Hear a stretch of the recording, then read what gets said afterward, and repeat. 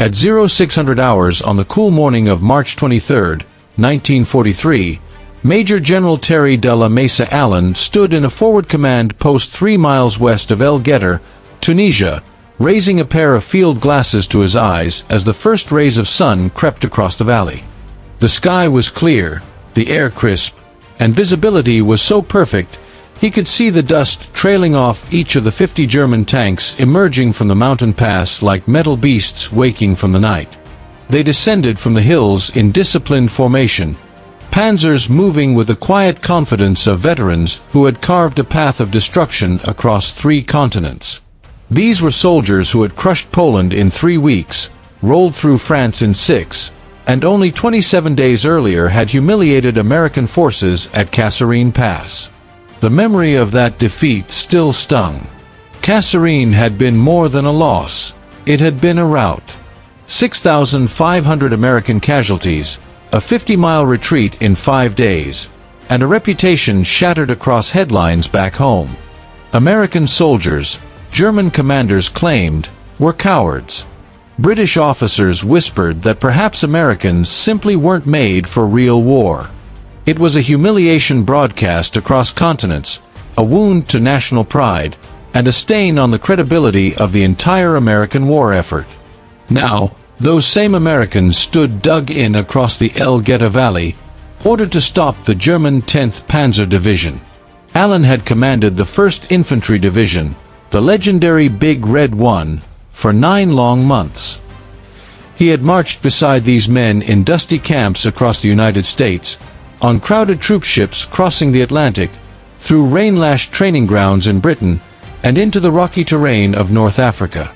He knew their strengths, their flaws, their fears. He knew they lacked combat experience. He knew they were green. But he also knew they were Americans. And Americans, he believed, did not quit. The question, the one that hung over the valley like the rising sun, was whether the world would finally see what these men could do when they were properly led and given a fair chance to fight. The German attack developed exactly as intelligence had predicted. Column after column of Panzerkampfwagen 4 tanks, fast-moving Marder tank destroyers, sleek armored half-tracks packed with infantry.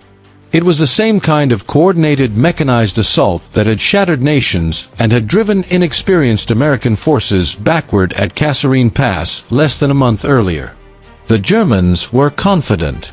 They had beaten Americans before. They expected to do it again. What they didn't know was that the army they were facing today was not the same army they had smashed in February. That transformation, rapid, ruthless, and unprecedented, had begun 27 days earlier in the Atlas Mountains, on February 19, 1943, when Field Marshal Erwin Rommel launched an offensive against weary American forces holding Kasserine Pass. It was a narrow, 2-mile-wide gap carved into the Grand Dorsal Mountains, and it had enormous strategic importance. Control the pass, and one controlled the movement of men and machines across central Tunisia.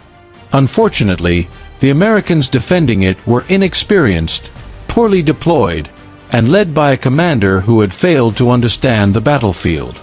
Major General Lloyd Fredendall had scattered his units into isolated pockets with little communication and even less mutual support, a deployment tactic the British mockingly called penny packets, tiny fragments of units thrown into tasks they could not accomplish and unable to support one another. American tanks rolled into battle in outdated M3 Lees and Grants, machines with high silhouettes that made them easy targets and awkward twin-gun designs that were more a product of manufacturing haste than battlefield logic. Their crews had never faced German armor. Their training had taken place in the deserts of California and on open plains in Texas, against other Americans who didn't fight at all like the seasoned crews of the Afrika Korps. The infantry, no better prepared, had dug shallow scrapes rather than real foxholes, unaware that German tanks would simply roll over such positions, grinding survivors beneath their tracks. These were lessons no one had taught them, lessons that would be learned in blood. When Rommel struck, the American lines buckled almost immediately. German armor poured through the pass, Italian infantry swarmed artillery positions, and American units, cut off by Fredendall's scattered deployments, collapsed in confusion. Radios were tuned to incompatible frequencies. Artillery batteries could not support troops only a ridge away. Tanks attacked piecemeal, without coordination. Units retreated into positions already taken by the enemy. Air support never arrived. By February 22nd, 5 chaotic days later, the catastrophe was complete. 6,500 American casualties. 183 tanks lost. Over 500 vehicles abandoned. Artillery pieces smashed or captured.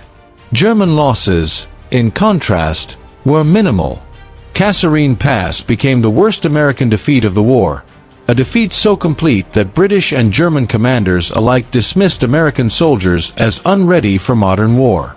But Dwight D. Eisenhower, the supreme Allied commander in North Africa, saw something others missed. The problem, he realized, was not American soldiers. It was American leadership, doctrine, organization, and coordination. And those problems could be fixed. 2 days after Rommel withdrew from Kasserine, Eisenhower began a transformation unlike anything the U.S. Army had attempted before. His first move was decisive and brutal. He relieved Lloyd Fredendall of command.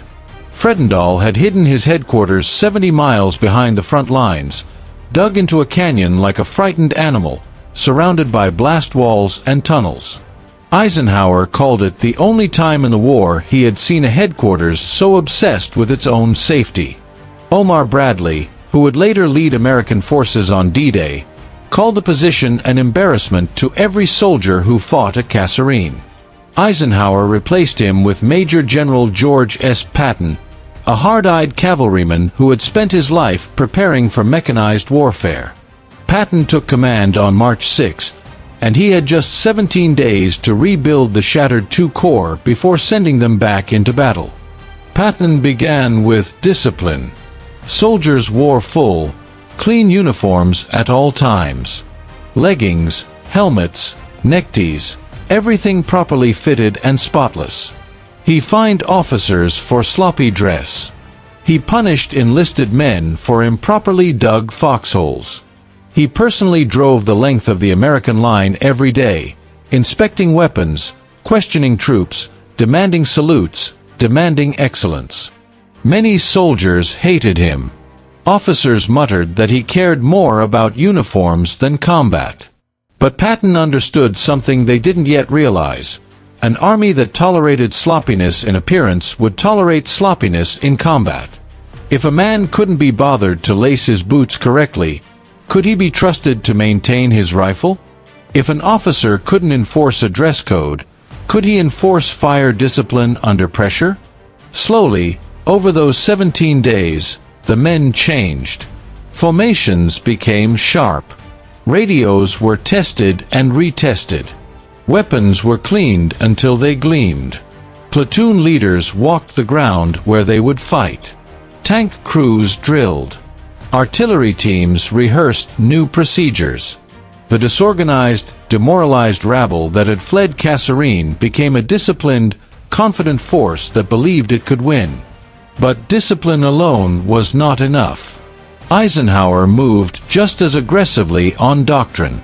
Artillery had failed at Kasserine not because the guns were bad, they were excellent, but because the system was broken.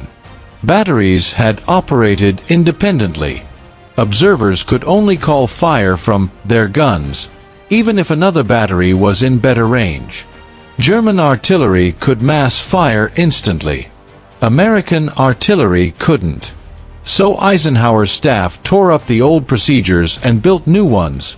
Shared frequencies, centralized fire direction, coordinated missions.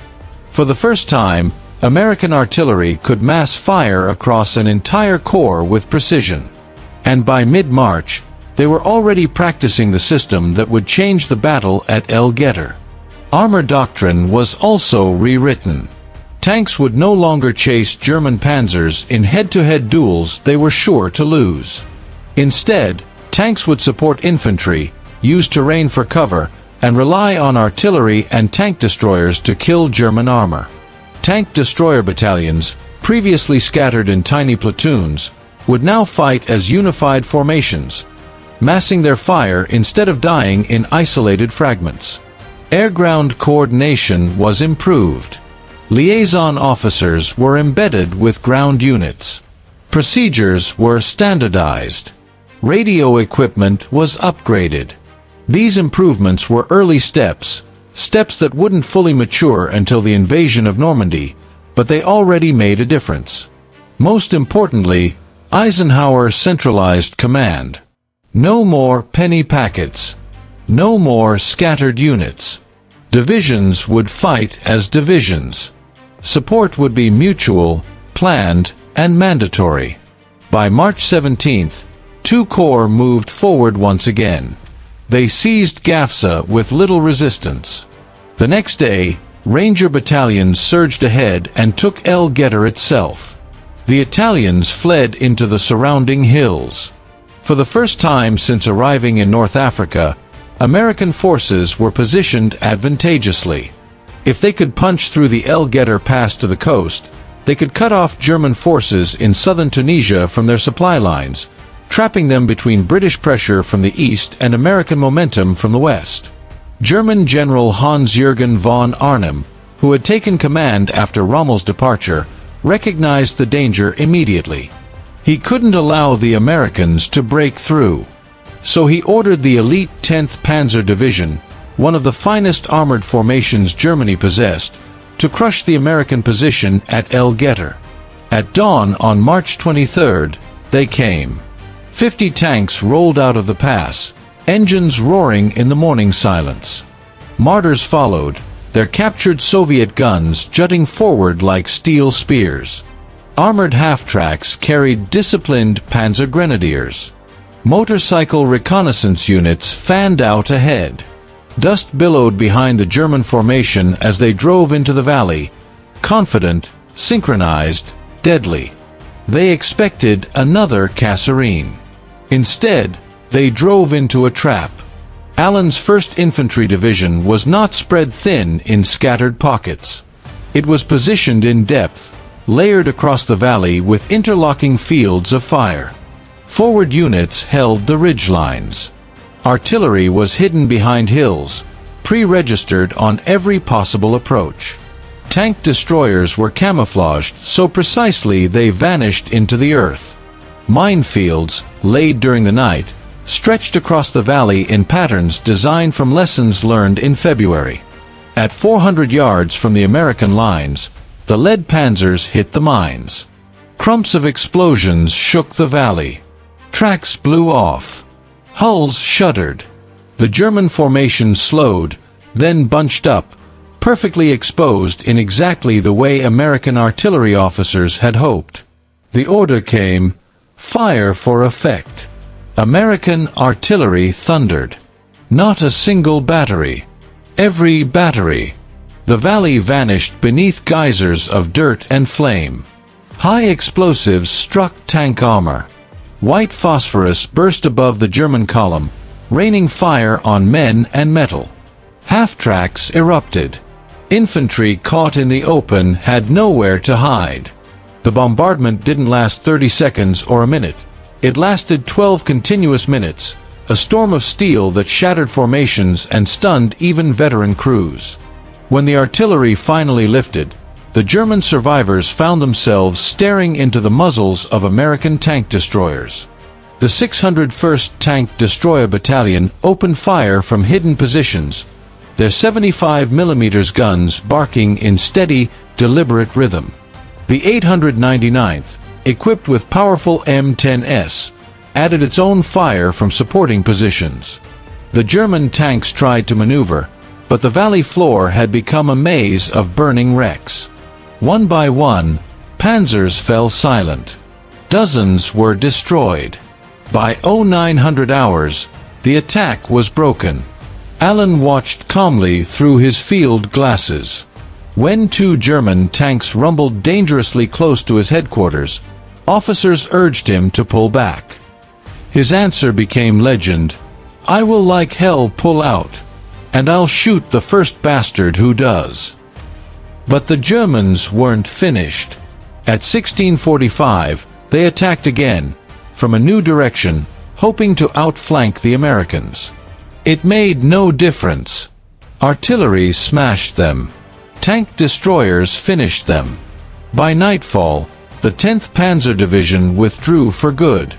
The Battle of El Guettar continued for 2 more weeks, especially around the brutal high ground fighting at Hills 369 and 772. Italian defenders held stubbornly, and American progress was slow. But the strategic picture had changed. British forces launched Operation Supercharge II on March 26, breaking through to the east. By early April, German forces were collapsing northward. On April 7, American units from El Guettar linked with the British 8th Army. Tunisia was doomed. El Guettar was the first battle where American forces decisively defeated German armor. It validated everything Eisenhower and Patton had done in 27 days. Artillery coordination worked. Tank destroyer doctrine paid off. Combined arms operations clicked. Air support improved. Most importantly, American soldiers proved, to the world and to themselves, that they could stand toe-to-toe with the best army Europe had produced. Even the Germans acknowledged it. After El Guettar, the mockery stopped. Intelligence reports noted growing American competence. Rommel himself later wrote that American forces recovered very quickly after their first shock, and soon succeeded in damming up our advances. The speed of the transformation remained astonishing. It had taken the British years to recover from early defeats. The Soviets needed 18 months to regain operational strength after 1941. The Germans had refined their blitzkrieg tactics only after fighting in Poland and France. The U.S. Army did it in less than 4 weeks. They succeeded because they confronted failure honestly. They identified systemic problems. They replaced ineffective leaders. They rewrote doctrine. They decentralized authority. They empowered commanders to solve problems in real time. And they had a culture willing to learn fast. El Guettar became the moment when the world realized something critical. America's army might stumble, might learn slowly at first, but once it adapted, once it reorganized, once it understood the battlefield, it would not only recover, it would dominate. And on that clear morning in March 1943, in a Tunisian valley where German tanks burned under a rising sun, the American army proved it, not just to their allies, not just to their enemies, but to themselves.